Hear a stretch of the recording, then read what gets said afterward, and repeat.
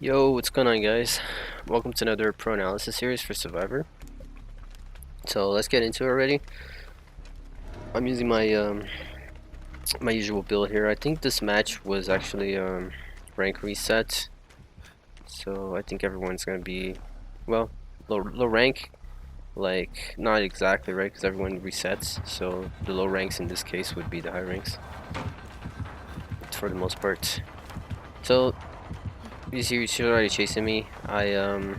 This move right here was pretty risky because if she read that and she went around the other way, she could have hit me because that's a slow vault, right? So it's a medium vault, so it's not as fast. Right there, you see, right? I did another, instead of going straight to the pallet, I did one more turn there for efficiency before I have to waste that pallet. Already moving to another tile here. I can see this tile right here is super safe. I can hold her here for a while, but I don't want to waste that just yet, so I'll just use the distance to keep running here. And because I noticed there was another pallet here, and I can get like a few more loops in here. Like I could possibly try for a third loop there, but it would be risky. Maybe I would have gotten hit from Bloodlust. So I just dropped the pallet, and that was right there was like a 1-minute chase. For like what, 2 pellets? Not too bad. So like 30 seconds every pellet. 1-minute chase. You see a gen got done already. 1 minute is pretty much enough for 3 gens to get done. A gen takes 120 seconds doing it alone. So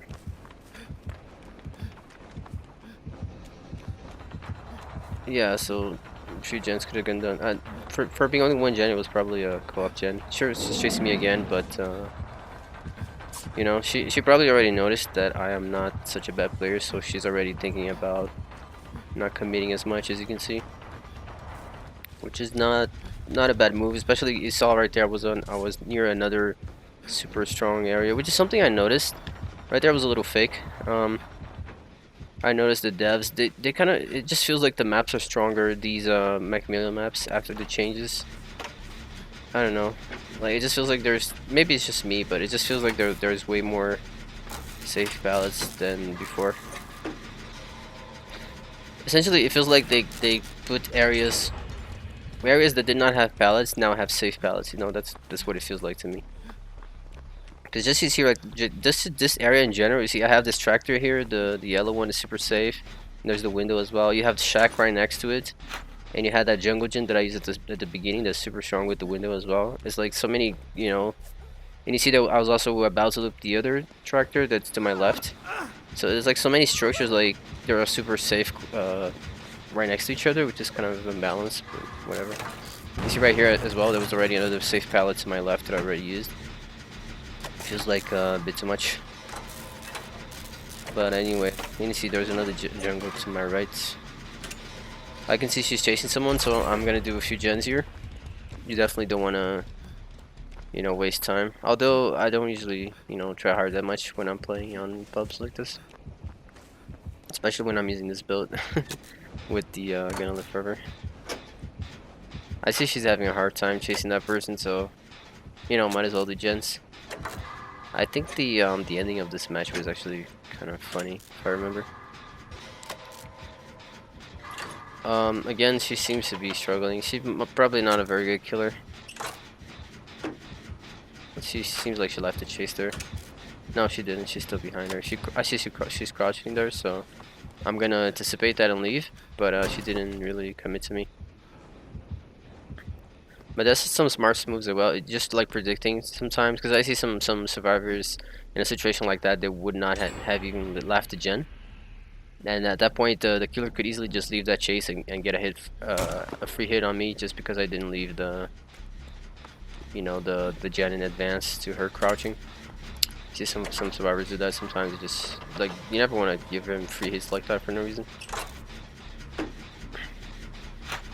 So again, it's already a 1 gen left, and she's still like struggling. Again, like I mentioned, you see, I cannot even blame her, because she's chasing people on the worst areas. Not that she's like doing it on purpose, but the map just seems like so strong. See right there, like I mentioned, she's in the area that has shack, that has this other tractor, which I believe the person being chased probably already used the pallet for. And so just the windows alone are already super strong, and you still put pallets next to them. You see, there's another pallet right here. I just walked through it, as you can tell there, right next to Shack. It's like this area is completely busted for this version of the map that we got. It's completely busted. It's too many pallets, so I don't really blame this big for being chased for so long. Because even if you don't loop, like if you just camp these pallets, you can still do a pretty long chase, just because of how safe they are. Right there, you see, I got a hit. That was really just for my stack there from Gonna Live Forever, and that's the reason why I use self-cure in this build as well, is so I can take hits like that, and I can still heal and go back for the save, and things like that, so I can get even more stacks. Not to mention, having self-cure allows me to also get points on the survival category, which is usually pretty hard to max out, and I also get altruism when I take a protection hit like that, besides the stack itself. So you see, when the killer is camping like that, a good thing to do is really just to go save together, like everyone together. Right here, I'm really just gonna sacrifice myself because he's gonna hit struggle. So we're essentially gonna switch hooks just to buy time. That's the idea here. And someone managed to block there, which is really good. This is why why you have to go together, because you can do things like this. When there's more than one savior there, you can take blocks, you can do borrow time, you can do all kinds of stuff when you're together. So that's how you deal with the killer that's camping. Usually you need at least 2 people. It's the idea when you go for the save, so you can use blocks and things like that to stop the killer from tunneling the person that's injured. And that way, because when he hits you, you get the boost, and he also slows down, so you can get more distance that way. Everyone can get more distance that way. And a situation like this, I usually let them heal me because it's just faster, than self-carrying. So I don't think it would be, unless she had self-care as well. Maybe it would be more efficient if we both self-care at the same time than if we stop to heal each other. Maybe it would be faster. So I'm trying to heal her real quick here, and so we can again go together and attempt that save. Like I mentioned, I always want to do saves like this together.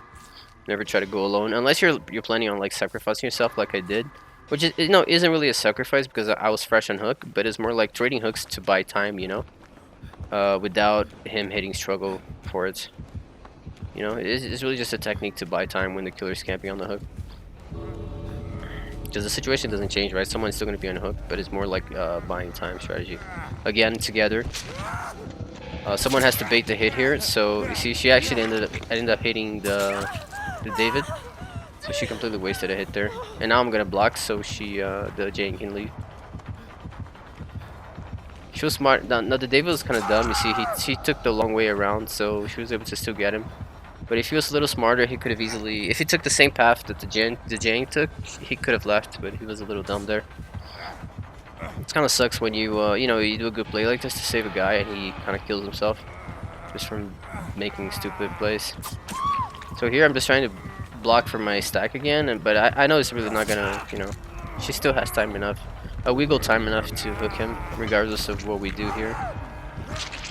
And he's also actually dead on hook, so we can't even. Right there, you could argue that I could have looped a little more. Maybe one more turn before I drop the pellet, but again, it's just like, you don't want to take that risk.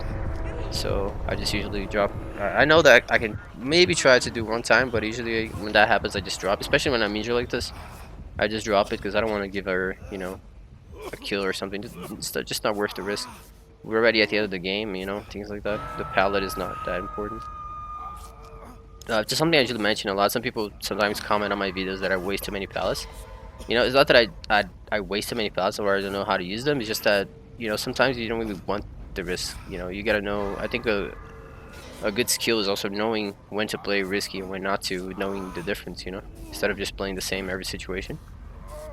Because then you play risky on a situation where you shouldn't play risky and you get punished for it. Which is often what happens actually when I'm playing killer and survivors tried this with me. I just punished them being greedy or just playing too risky. Again, gonna sacrifice for her. I get my stacks, I got a lot of points, so in a scenario like this this is why again you need more than one person, because then people can do blocks like I mentioned earlier. If you just go alone like this, especially you can also save without borrow time, like I did there if you take the block. But the situation just you know, cycles. Like someone else is still on the hook. You're essentially just trading, and you know, buying some time in the while doing it as well. So I'm gonna suicide because she's already injured. So she doesn't have self care, so she won't be able to heal and come, you know, exchange with me again. So I might as well just kill myself. And she seems a little happy or angry that she got me. She got me dead. But it's so good. I think you see. I think I probably even get a pip from this because you know, from saving people that much, your emblem's just gonna go. You know, you get the iridescence or benevolence pretty easy if you're chasing and taking. Oh, just so you know, protect hits actually count towards the emblem as well. The benevolence emblem. And let me see. Yeah, 8,000 altruism as well. And the chase was pretty nice as well for being close to her. So probably a 2 iridescent at the end there. I'm thinking. Yeah, like I mentioned. It's an easy pip even though I die, you know. So that's usually how you die. You get a pip even when you die, which is mostly just by getting the chase and the iridescent emblems. You can tell she didn't chase me that much, but just the fact from being close to her also helps your emblem go up, as well as those interactions that happen on the hook as well. We were constantly escaping her chase, you know, technically, and stuff like that. It still helps your iridescent emblem for, I think it's Evader, the name of the emblem. Either Chaser or Evader, probably Evader. And you see, she seemed like she did not even have too many perks there this big. It's a little unfortunate. But yeah, guys, that's the video. I hope that's how you do most of the saves, and you know, a bit of some looping tips here and there. And I'll see you guys on the next one. Take care.